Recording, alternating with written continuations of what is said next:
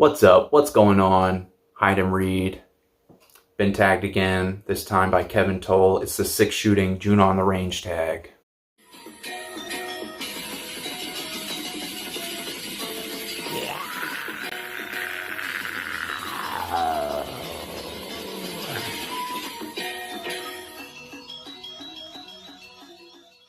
As soon as I saw this tag posted, I knew I had to do it. I got strong opinions for every single prompt.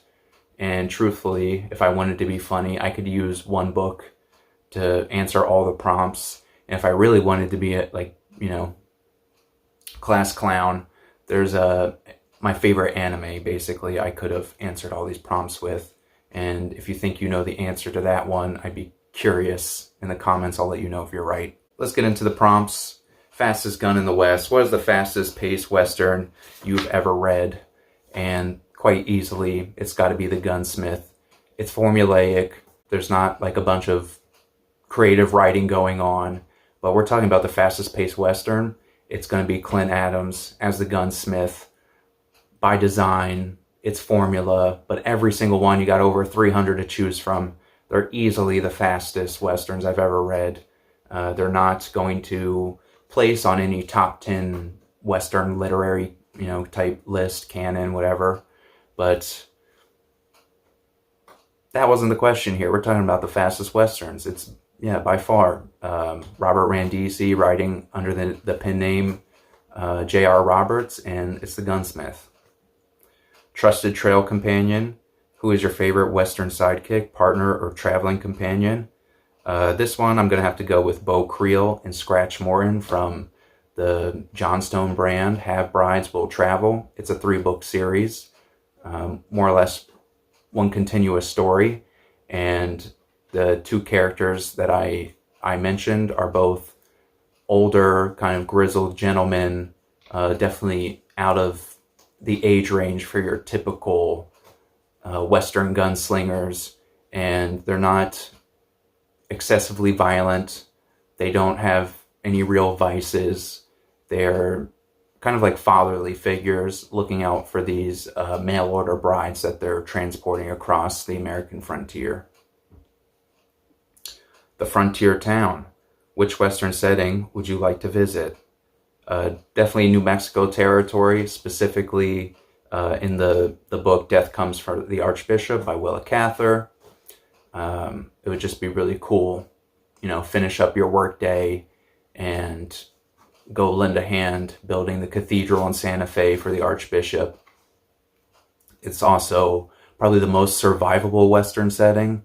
There's really no, you're not at a high chance of getting shot or, dragged behind a horse or lynched or anything like that. You'll probably survive in that setting.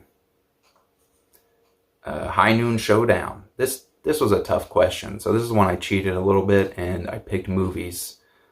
Choose 2 Western characters from different books to face off in a duel. Who wins and why?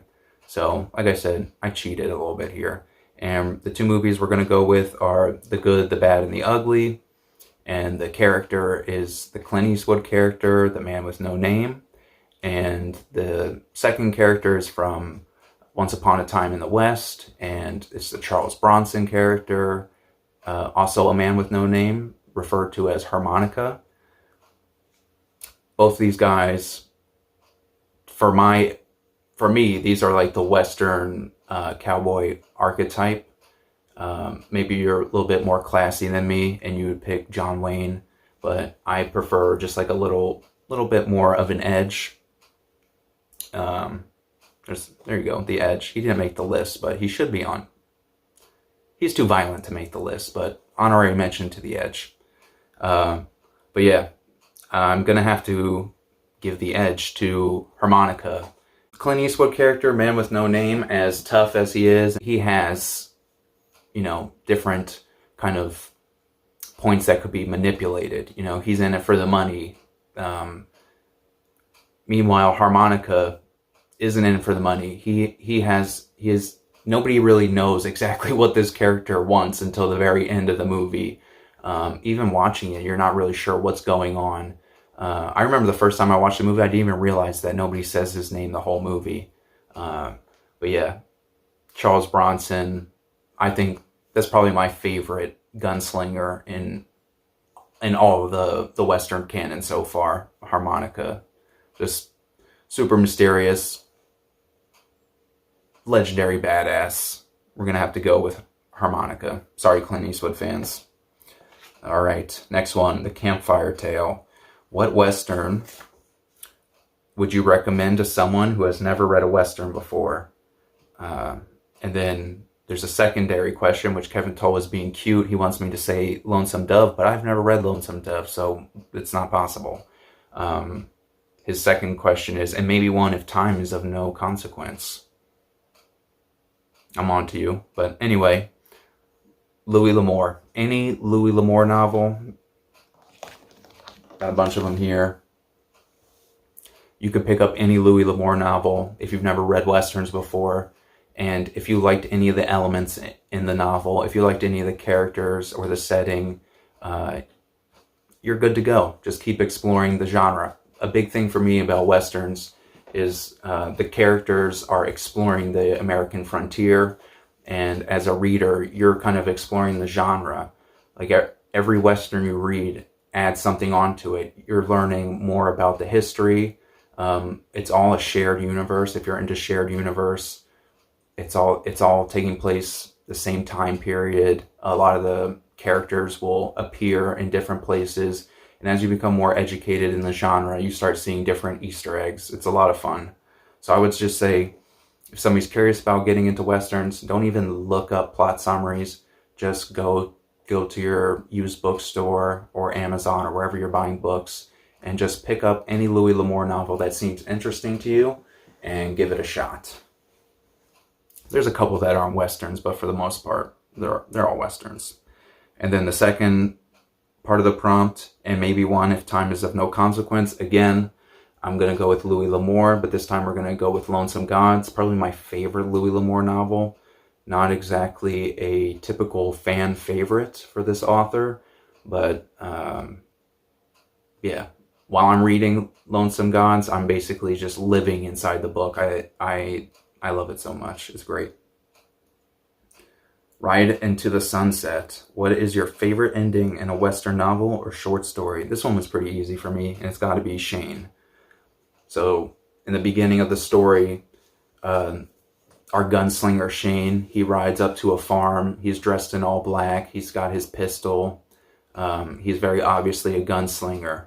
And in basically no time at all, he's dressed as a farmer. He's not carrying around a weapon anymore, and he's blending right into this farming community, and he becomes an asset basically to this family that's being run out. All the locals are being run out by this by these cowboys basically. So the cowboys end up being the villains of the story, and he basically becomes a farmer.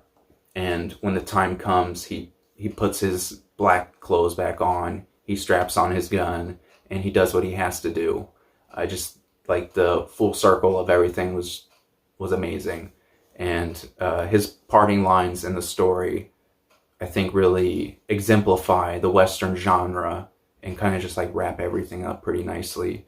So, you know, as he saves the day, and this young man that's infatuated with him is, you know, in the family, they're like begging him to stay basically.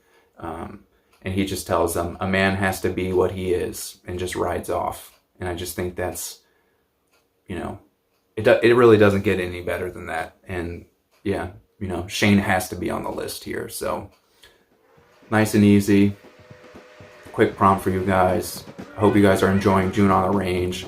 Hope you guys are reading Westerns. I hope your enthusiasm extends throughout the entire year for the genre. It's worth it. It's definitely worth exploring. And tagging people. Kevin tagged everybody, it seems like, you know, in this corner of BookTube that reads a lot of Westerns.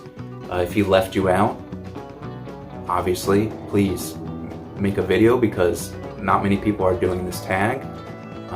One person that, off the top of my head, who wasn't tagged but has a lot of Western fiction knowledge and nonfiction, Dustin Neely.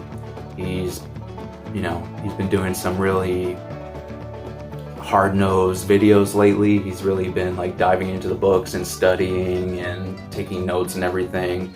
So, if you feel like doing this prompt, it's be a nice kind of walk in the park for you. But until next time, find somewhere to hide, find something to read. Peace.